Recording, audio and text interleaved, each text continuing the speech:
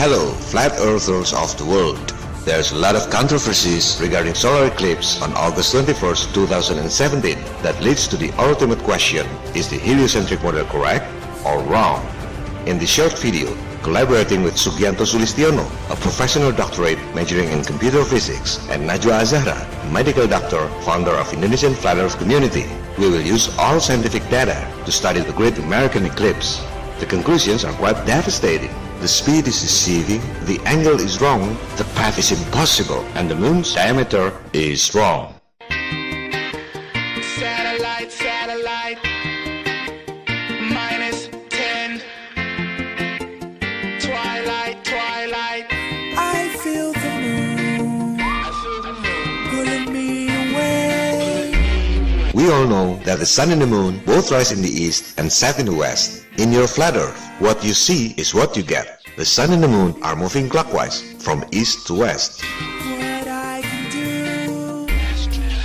As you know, in our flat earth, if you are facing north, wherever you are, your left is the west and your right is the east. Therefore, if you fly straight from west to east, you will come back to your starting point. Satellite, satellite, launch. And so do the sun and the moon. The other fact is, if a source of light moving in one direction passes an object, the shadow will always move in opposite direction. So, as the sun and the moon are moving from east to west, and the sun passes the moon, the shadow is moving in opposite direction from west to east, exactly like reality. Cause in our flat earth, what you see is what you get.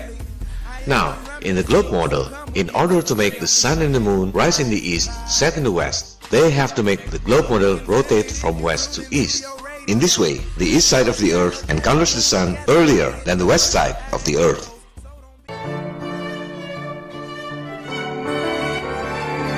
Most of the time, the globe model can accommodate almost everything from flat earth reality, projected in different shapes, different sizes, different distances, and different speeds. It's only mathematical assumptions.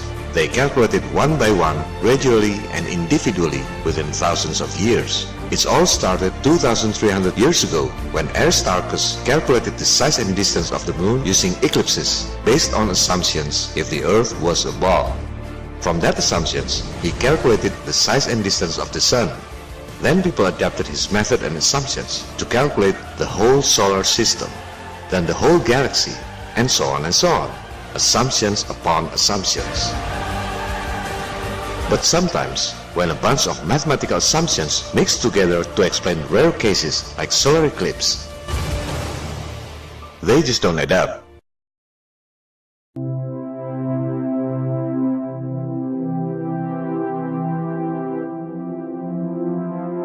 Many people argue whether the globe model can make eclipse shadow from west to east or not. Let's make it clear once and for all.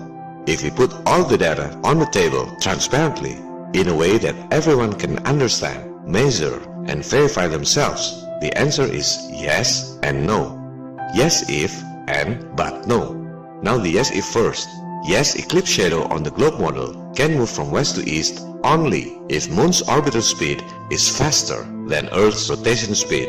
In heliocentric model, the Moon's orbital speed is twice as fast as the Earth's rotation speed. With this paradigm, for sure, the shadow will move from west to east.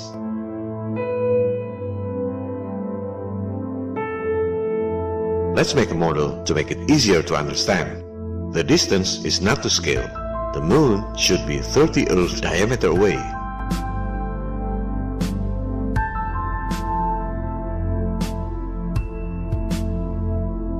If the Earth rotates 1,670 kilometers in 1 hour to your right, and the moon orbits 3,683 kilometers to your right too, then you draw a straight line from moon's diameter to the Earth. You will see the moon's line is farther than the Earth's line. But of course, 3,683 kilometers is farther than 1,670 kilometers.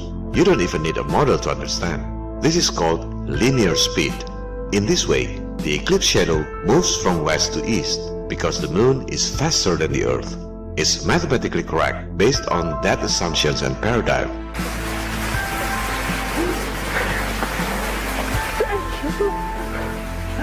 But there's a big problem. It defies natural fact. If the moon is faster than the Earth's rotation, you would see the moon is setting to the east, the opposite of reality. Let's use mooncalc.org to make it easier. Find a place that has 90-degree elevation of the moon. Imagine the Earth is moving 1,670 km per hour, west to east to your right, and the moon is moving 3,683 km per hour to the same direction. Within 1 hour, you would see the moon is more to your right, because it's faster and travels more distance than the Earth, right? Wrong! See what happens if you add time for 1 hour. Ooh, the moon is going to your left, because the Earth is rotating faster. How come 1,670 km per hour travels faster than 3,683 km per hour? It's because the distance traveled by the moon is 60 times longer than Earth's circumference. Now we're talking about the other kind of speed, the angular speed. Take bicycle wheel as an example of angular speed. The farthest part from the axis, the tire is moving faster than the axis, but actually it's the same angular speed. The farther from the axis, the faster it moves, but actually the same angular speed. Now, the Earth is rotating 360 degrees in 24 hours. It means 15 degrees per hour. If the Earth is moving 15 degrees counterclockwise to your right, and according to heliocentrism, the Sun is at rest, then you will see the Sun appears to be setting 15 degrees to your left. That's the angular speed of the Sun due to Earth's rotation. Okay? While the Moon is orbiting the Earth 360 degrees in 29.5 days. Some people like to say 27.3 days, sidereal month, the Moon's position with respect to the stars. It's irrelevant, for we are counting the Moon's position with respect to the Earth, nothing to do with the stars. So we have to use synodic month, average 29.5 days. The angular speed of Moon's orbit is 1 per 24 hours divided by 29.5 days times 360 degrees equals to 0.51 degree per hour. That means when the Earth in an hour is rotating 15 degrees to your right, making the Sun appears to be setting to your left 15 degrees. The Moon is moving 0.51 degree to your right. That makes the Moon appears to be slower than the Earth's rotation. Let's go back to mooncalc.org. The Moon's elevation angle is 90 degrees. Then change the time to 1 hour later. Now you see the elevation is subtracted to 75.81 degree. 75 degree because the Earth is rotating 15 degree from previous 90 degree elevation. 0.81 degree is the Moon's traveling distance in 1 hour. Mooncalc is using different moon distance on that day. Or perhaps they're using sidereal month. It's all mathematical assumptions. They don't even look to the sky. The Moon moves 0.5 degree against the Earth moves 15 degrees per hour. With these assumptions and paradigm, for sure, the eclipse shadow moves from east to west, the opposite of reality.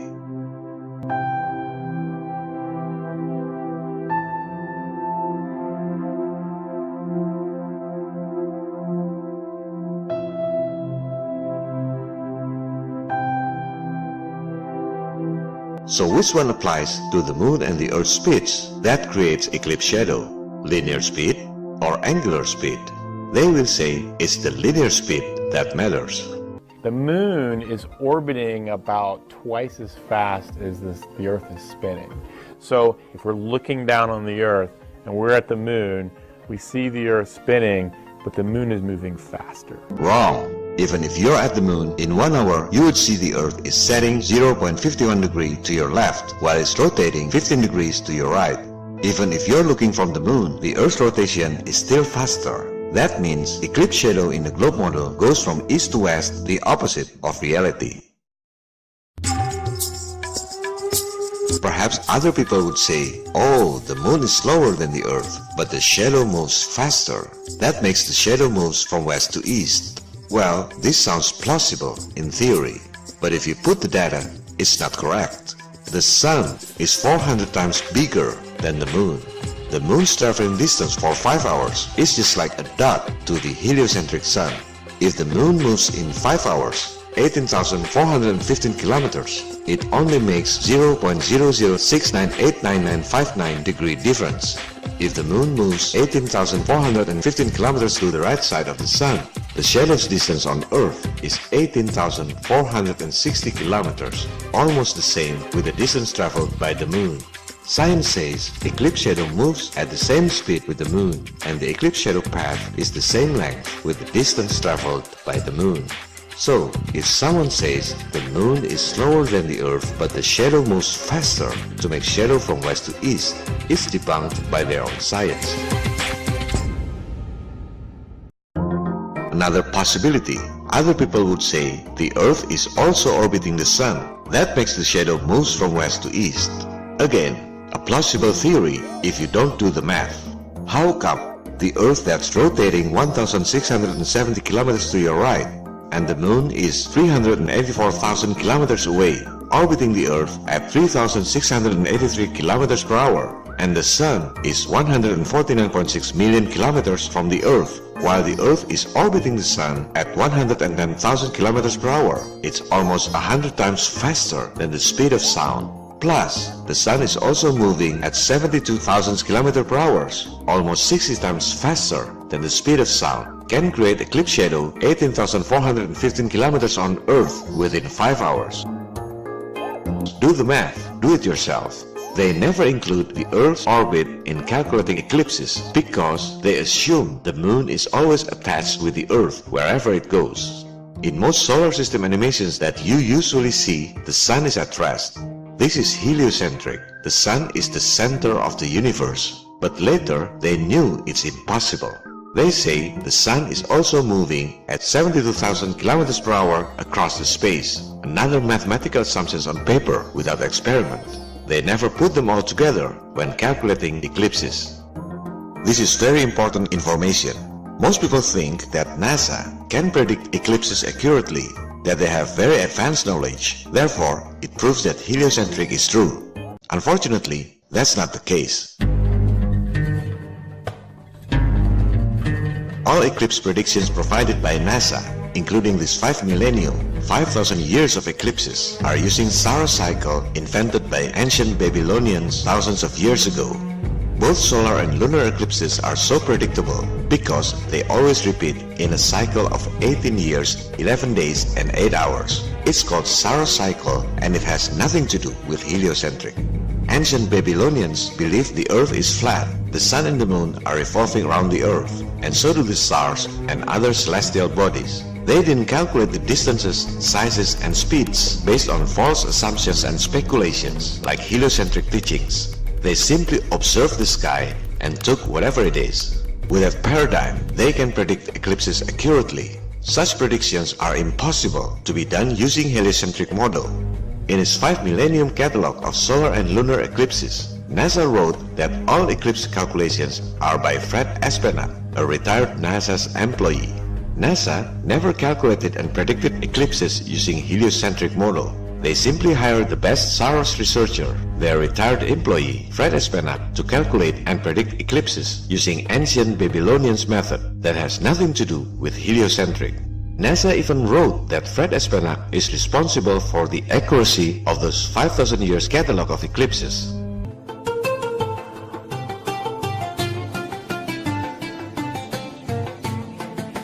For thousands of years, some astronomers collected eclipse cycle all around the world based on Saros cycle. They have started to do this long time before NASA was established in 1958. Astronomers like Fred Espenach simply collected eclipse database from other local astronomers all around the world. As you see in this table, it's made by other astronomer G. Vandenberg in 1955. That's what Fred Espenach did. He is a very good Saros researcher. Why would NASA need Saros cycle if they can calculate eclipses using heliocentric math? Obviously, because they can't. A bunch of mathematical assumptions when combined together to calculate eclipses, they just don't add up.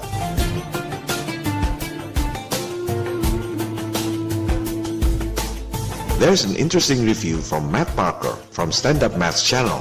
He's the only person who got prestigious title as London Mathematical Society Popular Lecturer, a very smart and articulative mathematician. Here's what he said about predicting eclipses using heliocentric math. And so I'm going to show you the mathematics behind how we can predict when they're going to happen. We can do the calculations on the elliptical orbit of the Moon as the Earth goes around the Sun, and we can calculate how often the moon goes between the sun and the earth. Unfortunately, it's not that simple. It is a wonder we have eclipses at all. But then, out of all this chaos, another cosmic coincidence steps forward to save the day. It's called the Saros cycle, and it allows us to predict when eclipses are going to happen in the reasonably near future. Some thickheads still don't understand why NASA uses Saros cycle to predict eclipses. They say there are a lot of software predicting eclipses using heliocentric math. You can download free software like Stellario. It can predict eclipses. Well, if a free software can predict eclipses with heliocentric model, then why NASA, with $19 billion budget per year, can predict eclipses using heliocentric model? Which one makes more sense to you?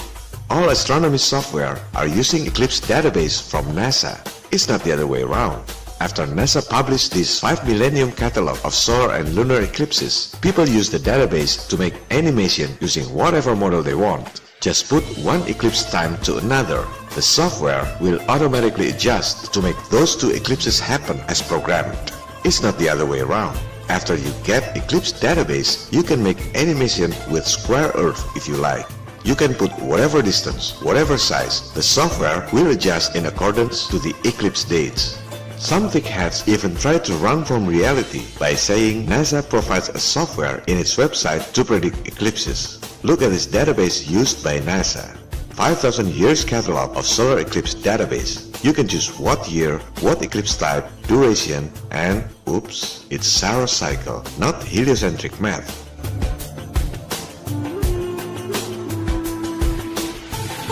This is the 3D movement of their heliocentric model.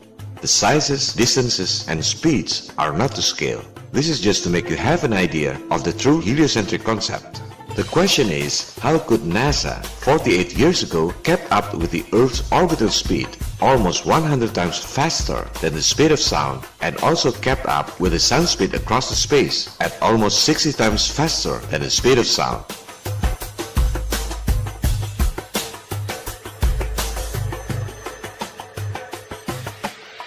That's just warming up.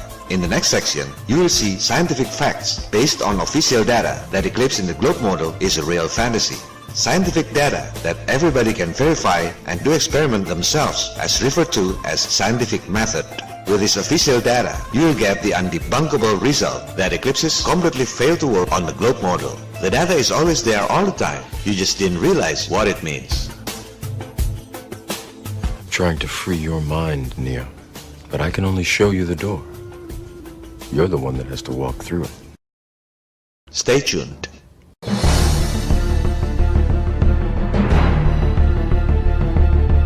Let's take a look at their official data taken from NASA's website, the Great American Eclipse Path. NASA also provides external link for more details. This is a picture that destroys globe model if you understand what it means. First, let's find out the eclipse duration that began at the far west and ended at the far east. We're not looking for eclipse beginning and ending in one location, as there are so many locations. What we're looking is the beginning and ending of the whole eclipse happened on that day. You just click the path and they give you complete information. See the start of partial eclipse, it's 1555 UTC. Then the end of partial eclipse, 2055 UTC. Now we have credible data that total eclipse duration is 5 hours. Secondly, how far is that eclipse length? Take a look at the longitude. It started at 171.2 degree west and ended at 27.4 degree west. The eclipse length longitude is 143.7 degrees. Do you realize how far is 143.7 degrees in a globe? Let's copy-paste some coordinates from the eclipse site to Google Maps to measure the approximate distance. It's around 40,000 kilometers. Now, apply it to the globe map.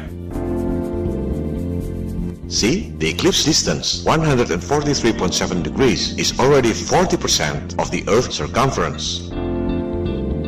So, within 5 hours of eclipse, out of 24 hours a day, or around 20% of the day, somehow, miraculously, the shadow length covers 40% of the globe. Let's make a scale model now to understand that the eclipse length of 143.7 degrees is mathematically and geometrically impossible.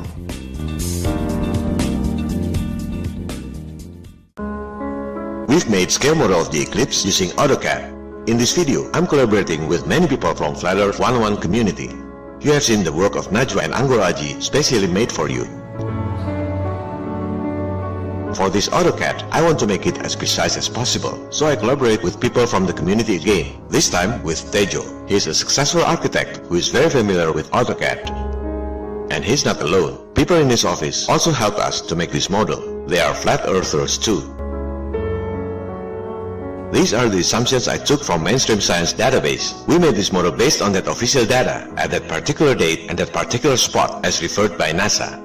Let's start with the Earth. Of course we can make it pretty with 3D Earth, but that's not our objective now. It's not about beauty, it's about precision. The Earth radius and diameter are precise according to heliocentric data. These 5 lines represent the Earth's rotation for 5 hours, the eclipse duration. Each line represents 15 degrees. 5 lines equal to 75 degrees. The 0 point represents the first second of the eclipse. The Earth rotates anticlockwise from west to east. So if you are standing over here at 0 point, in 5 hours you will be over there. Now let's go to the moon. It's 30 Earth diameters away. The Earth is a small circle over here and the moon is over there. Let's zoom in. This is the moon at 0 point when the first second of partial eclipse started. These 5 moons represent its movements every hour, 1, 2, 3, 4, 5 hours. This is the moon's radius and diameter according to standard heliocentric. This is the moon's traveling distance every hour. Within 5 hours, it travels 18,415 kilometers. That's the linear speed. But the orbit is so big, 29.5 days, and 5 hours means almost nothing. So if you draw a line from the moon's axis to the Earth's axis, this 18,415 kilometers is only 2.55 degrees angular speed on Earth. It's hard to see at this true scale. Let's split it into 2 screens, the moon on your left side, the Earth on your right side. This is the 0 point when the first partial eclipse happened. The line goes to 0 point on Earth. In 5 hours, the moon will be over there. If you're standing on Earth over here, 5 hours later, you will rotate from west to east and you'll be over here. You will see the moon is setting to the west due to Earth's rotation. Exactly like you've seen at mooncalc, you add time, the moon goes to the west. And the elevation angle is subtracted from 90 degree to around 75 degree in 1 hour. For 5 hours, it would be around 18 degree near the horizon, almost setting. This is the proof that it's the angular speed that applies. What about the linear speed? After 5 hours, the moon's position is over here. We draw straight linear lines from the moon. Where do the lines fall on Earth? Man, it's far outside the Earth. Theoretically, linear speed is wrong. After 5 hours, you will see the moon is setting to the west. In reality, you don't see the moon is over here like it's setting to your east. The moon is over there, near the horizon, setting in the west. The funny thing is, even though the moon is over here setting in the east, the shadow will fall outside the Earth. If you use angular speed, eclipse shadow moves from east to west, the opposite of reality. If you're using linear speed, the moon sets in the east and the shadow falls outside the Earth after a few hours. Any which way, they're wrong. It really doesn't work on the globe model.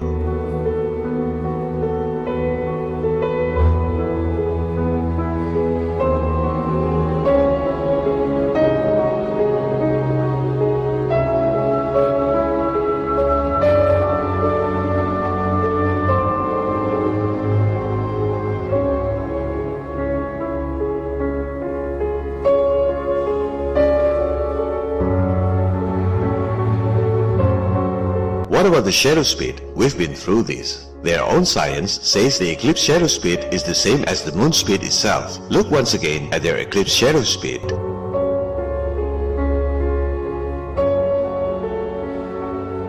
The shadow is never faster than the moon speed. The shadow knows. Poor globe model. Let's be generous to them. Give the globe model a generous discount. Let's start not from 90-degree elevation, but instead from 0 degree like you have solar eclipse at 6 a.m. in the morning. You can't even see the sun at horizon level. Then you have 5 hours eclipse. And still, if using linear speed, the shadow goes outside the Earth. Do you know why it fails? Because you can't get 5 hours eclipse on the globe model. The moon would travel 18,415 kilometers, while the Earth's diameter is only 12,742 kilometers. That would make the moon half Earth outside the Earth. This is real fantasy, folks. Congratulations. Based on their official data, you just found a fatal error on the globe model. Now let's see the eclipse movement with 3D model. You can use solar system scope. It's supposed to be correct according to heliocentric model. The time, speeds, directions, and eclipse duration are to scale. Only the sizes are not to scale. They make them bigger to make it easier for you to see the movements. Set your time to August 21st, 2017 at 3:55 p.m. UTC. We'll run it for 5 hours, scaled to about 5 seconds. It's gonna be quick, but we can replay it. The time will be 3:55 p.m. to 8:55 p.m. Please focus on the Earth rotation speed and direction, also the Moon's orbital speed and direction. See which one is faster. Ready? Go! You see that the Earth rotation is faster. Let's zoom it. The Moon is almost like not moving. That means they're using angular speed. The Earth rotating at 15 degrees per hour. The Moon's traveling at 0.51 degree per hour. With this angular speed, to which direction the shadow goes? Because the Earth is spinning faster to the east, the Moon's shadow goes the opposite direction, from east to west. Exactly like Najwa has shown you, only this 3D animation is using true scale of speeds according to heliocentrism.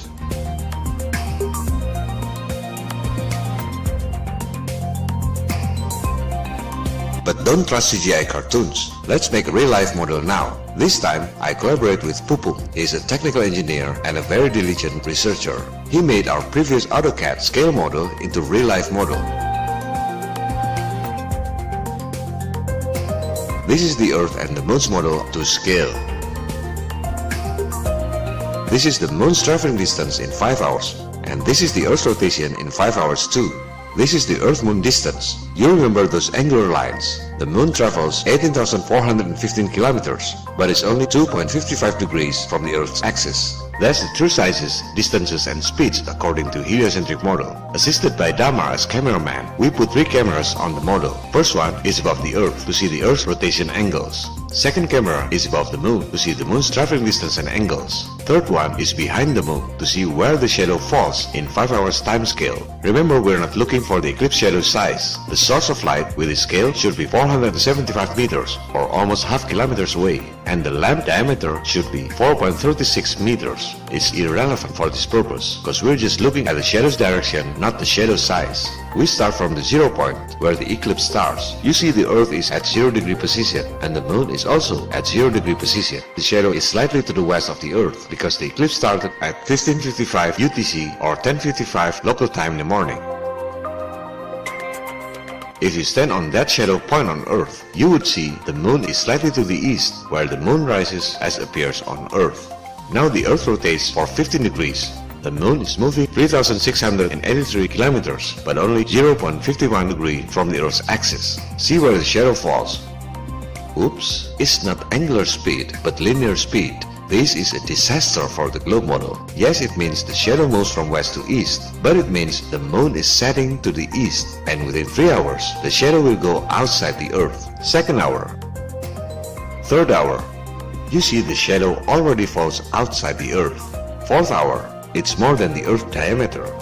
This is the 5th hour. The shadow goes half Earth outside the Earth. How can heliocentrism predict eclipses if the maths don't even add up for one eclipse? No wonder NASA still use ancient Babylonian solar cycle.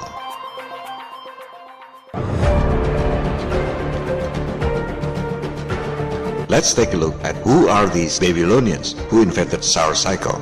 Babylonians are descendants of Sumerian, the first modern human civilization 6,000 years ago, earlier than ancient Egypt. It's located in Mesopotamia or modern-day Syria and Iraq. the birthplace of Abraham, the father of three religions, Hebrew, Christian, and Islam. It's the cradle of civilization. Their inventions and achievements are still used today. Astronomy, irrigation, architecture, mathematics, politics, code of law, urban planning, almost everything except internet and cable TV. They are very smart people. Their alphabets, cuneiform, consist of 400 characters, not 26 characters ABCD like us. Their numeral system is sexagesimal or base 60, not base 10 like us. Sexagesimal is very good for counting big numbers and small numbers, still used today for measuring time, angles, and geographic coordinates. They are the one who invented 360 degrees in a circle. Do you know why there are 660 degrees in a circle? It's the average days of the sun and the moon circling the earth in a year. The sun is circling the earth in 365.2425 days, and the moon is circling the earth in 354.3829 days. Add those numbers, you will get 719.61 days. So the average of lunar and solar days in a year is 359.8 days, rounding to 360 days. That's where the Babylonians got the idea of 360 degrees in a circle and got sexagesimal numeric system base 60. It's really natural science.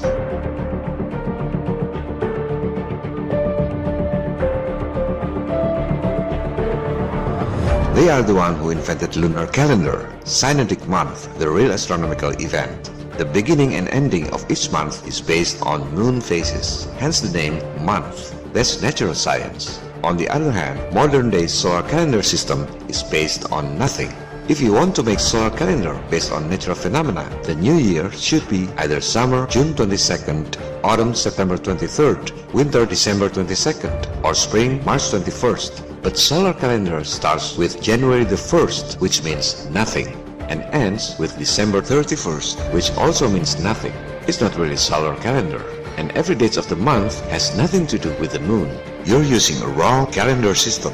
Yet Babylonians were aware of solar cycle too, so they invented the so-called lunisolar calendar. Its lunar calendar consists of 12 months, the closest lunar cycle with solar cycle in a year. They are the one who invented 7 days in a week. They observed the stars are moving in the same directions and the same speed, except there are 7 sky objects that move differently. They call it the 7 wandering stars. Later, by the ancient Greeks, is called planets. That's the origin of the word planet. Planet is not a ball that living creature can live on it like you always see in CGI cartoons published by NASA. Planet is a wandering star, a star which has its own path and speed circling the Earth. Those 7 wandering stars or 7 planets of the Earth are the Sun, the Moon, Mars, Mercury, Jupiter, Venus, and Saturn. Then Babylonians devoted 7 days every week to honor those 7 wandering stars. The first day to honor the Sun, hence the name Sunday. Second day to honor the Moon, Monday. Third day is for Mars, or in Nordic is called Tyr, Tuesday. Fourth day for Mercury, Mercredi in French. In German and Dutch is called Odin or Woden, Wednesday. Fifth day for Jupiter, Jueves in Spanish, is Nordic god Thor, Thursday. Sixth day to honor Venus, Viernes in Spanish, is Nordic god of Frigg, Friday. The seventh day to honor Saturn, Saturday. That's the influence of Babylonian culture. We still use it until now.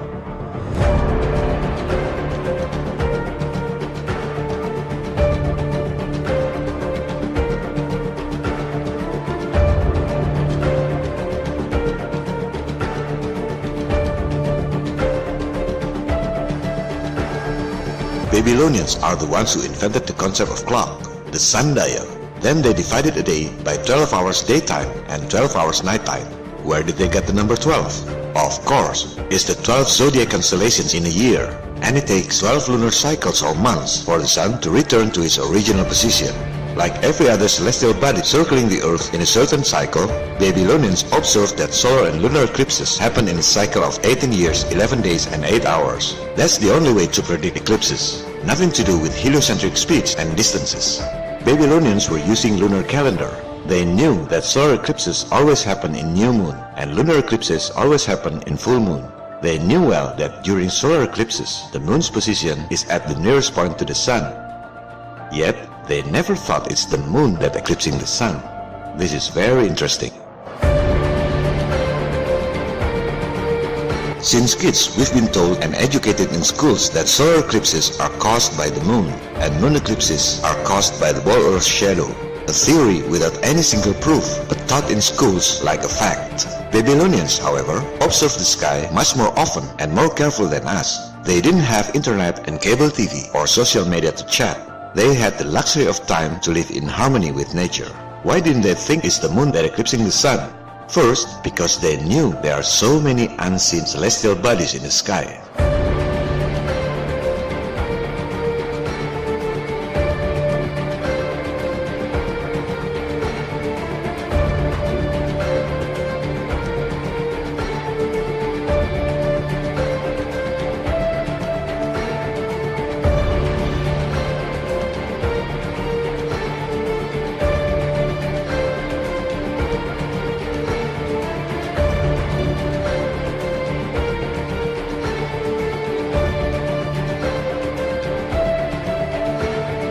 Second, because they knew the moon is behind the sun. If the moon is in front of the sun, you would see the moon is getting close to the sun before eclipses, right? But you never see it. Let's use our logics here. Why can't you see the stars during daytime? Because the sun is too bright, right?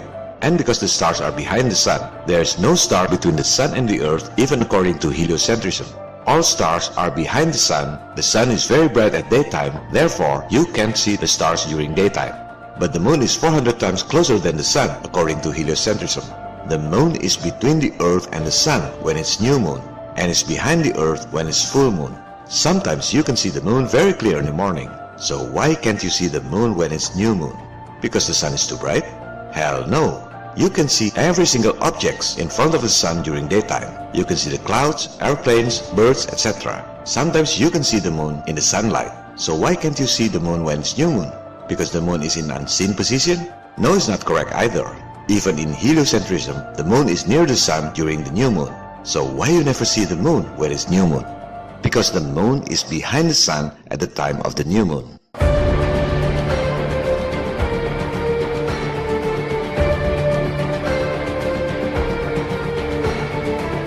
Third, Babylonians, who invented solar cycle, never thought the sun is eclipsed by the moon because they knew the moon's body can't eclipse the sun.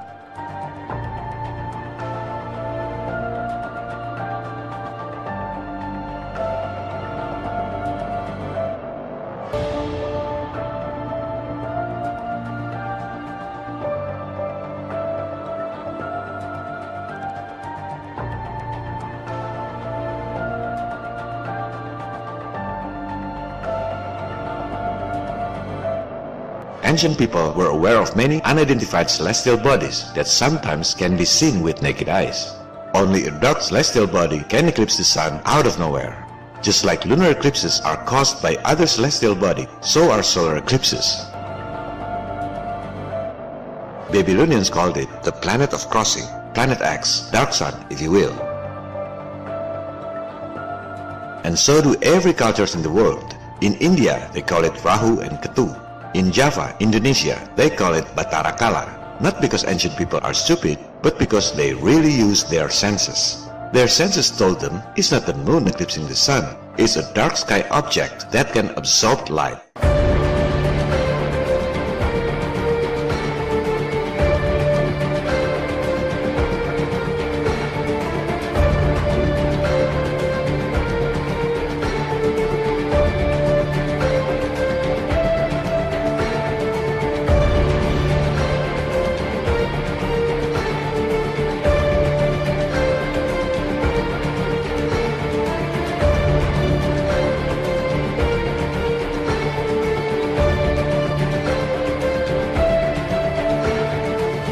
And it's not the Earth shadow that eclipsed the moon either. It's a similar dark sky object. And you know what? They didn't just make theories. They calculated the cycle of these dark objects, so accurate we still use today, solar cycle.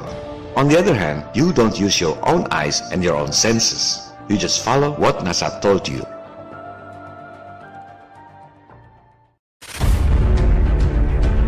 This is just to open your mind. The world is not like they told you.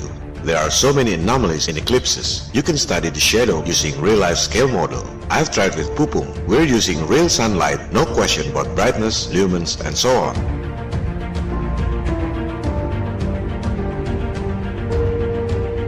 But don't do it in open air, cause the bigger the light, the smaller the shadow.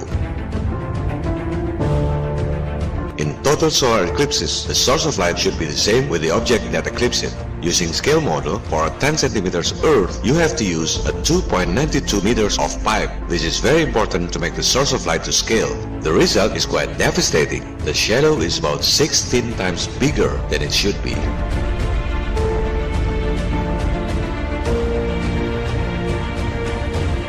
In reality, eclipse shadow size is about 70 miles or around 100 kilometers. They make it in CGI cartoons as if a 3,474 kilometers of moon from 384,000 kilometers distance can make a 100 kilometers of shadow. So they make CGI cartoons with shadow shaped like a pencil. It doesn't exist in reality. With real-life scale model, the shadow is actually 1,000 miles or 1,600 kilometers.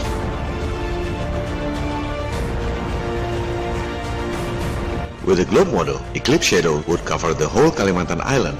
Unbelievable! With a globe model to scale, eclipse shadow would be so big that can cover Portugal, Spain, and France at once. This is a disaster for the globe model. All your life, you only see eclipses of fantasy. On the other hand, in the flat Earth model, the diameters of the Sun, the Moon, or whatever object eclipsing the Sun is about 32 miles or around 60 kilometers. If you don't like mathematics, you can use AutoCAD, a neutral software for professionals. You can verify by yourself from 5,000 km height. They will make shadow size exactly like reality. 105.7 kilometers like the real eclipse shadow in Idaho Falls.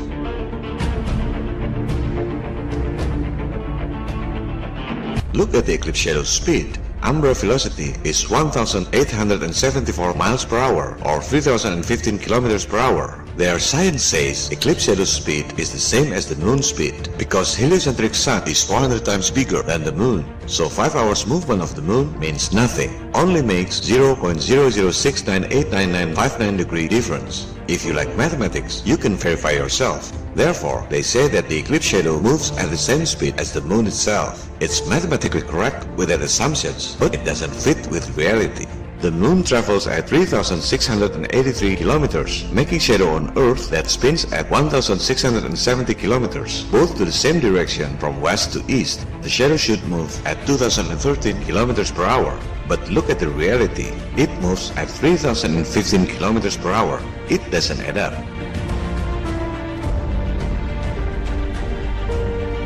You can also study the eclipse pattern. How can the Earth, the Sun, and the Moon creating such zigzag pattern? Look carefully. The path even goes slightly below Earth curvature. As NASA wrote in its official data, is a geocentric coordinate. What does it mean?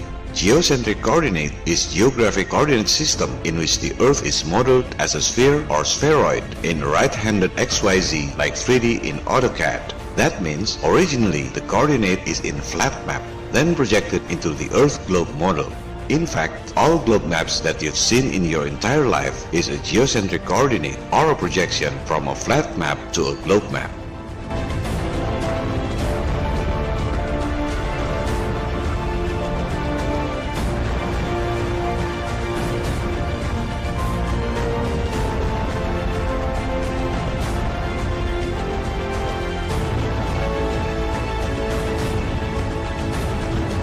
Last but certainly not least is the one that we have discussed.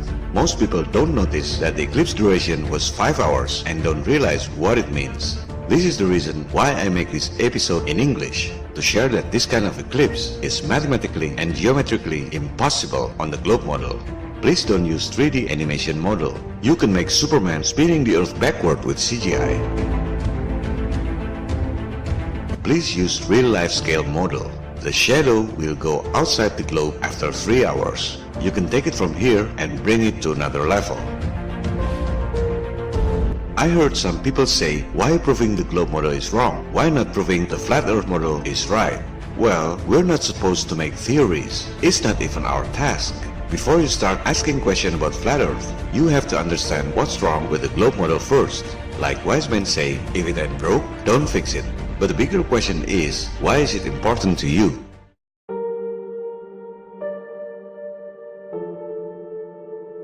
If If we're discussing about theories, it's okay to be wrong. It's okay to have differences. It won't cost you money if flat Earth is wrong. On personal level, it doesn't matter whether you believe the Earth is square or triangle. It only matters in social level. There will be blood in the water cold. Because if heliocentric model is wrong, that means there are $1 trillion scandal in the last 60 years. They bust hard on our shoulders. That means space programs and satellites are hoax. Your communication costs should not be this high. Your national debt should not be that high. Most people don't realize or don't want to realize about their national debts. The world owes $68.7 trillion. Do you know how much money in circulation in the whole world? This is our time, no turning back. You have to look at the physical currency, the most liquid asset class of which all central banks pay attention. It's only $7.6 trillion. The world owes $68.7 trillion while the world only has $7.6 trillion. It's a debt you can never pay, ever. To whom the world owes that much? 99% people in the world owes to the 1% population, the global elites. If you still don't believe the global elites exist, you better listen to the Minister of Finance of Indonesia, a very smart and charming lady, former managing director of the World Bank Group. Kalau di dunia lebih timpang lagi, 1% orang kaya di dunia menguasai 90% aset dunia itu.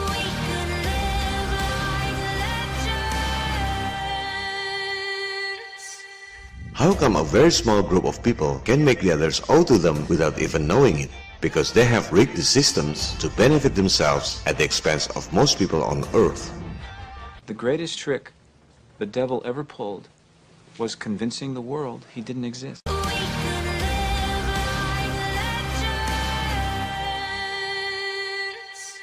Central banks in the US and Europe are privately owned corporations with the monopoly on creating money, but with no accountability.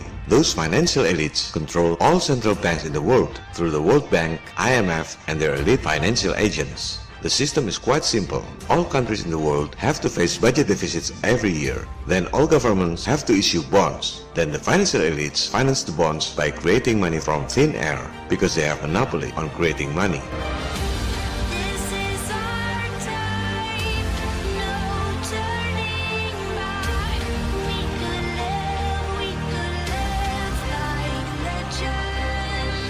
Then all governments collect taxes from the people to pay the interest. Next year, all governments face deficit again, and the never-ending cycle continues. The global elites have to create deficits in all national budgets. The biggest four deficit makers are wars, terrorism, financial crisis bailouts, and space program hoax, including satellite hoax. Those are the parasites that eat your stomach from the inside. That's what we have to pay from your taxes. Globe Earth hoax is the weakest link in their systems. You hit it right, the whole system will collapse.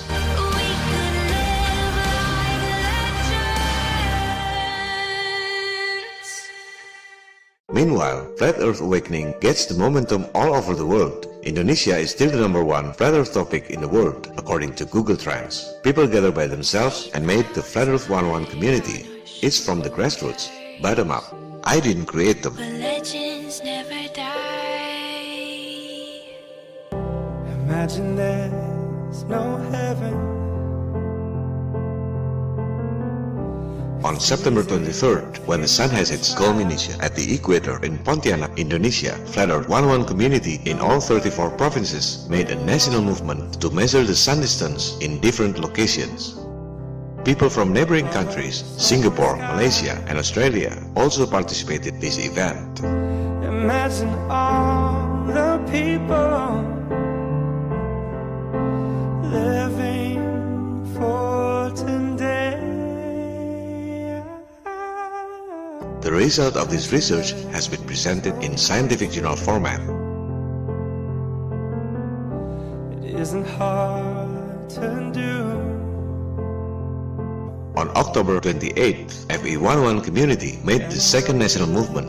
People in 34 provinces turned on mini Tesla coil wireless lamp. Imagine all the people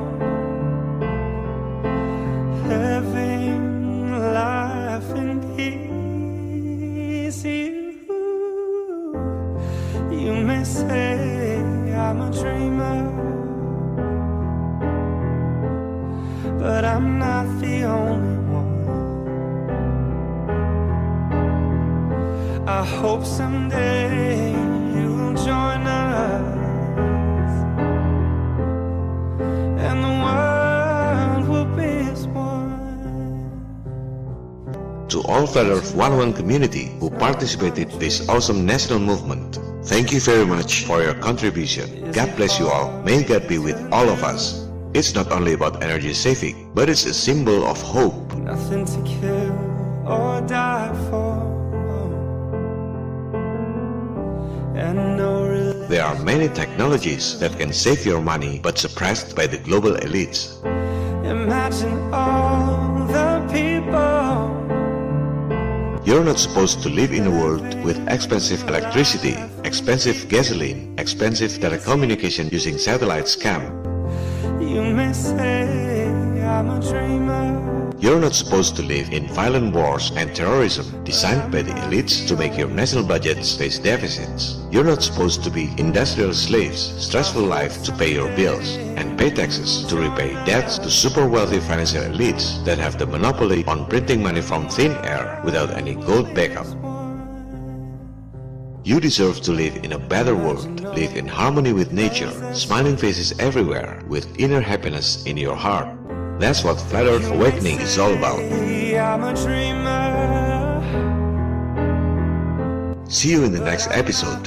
Feel free to give your thoughts on the polls. Should I make next episode in English with Indonesian subtitle like this, or in Indonesian with English subtitle, or just in Indonesian without English translation? Thanks for watching this channel. This is John Connor. If you're listening to this, you are the resistance. Salam People Power. And the world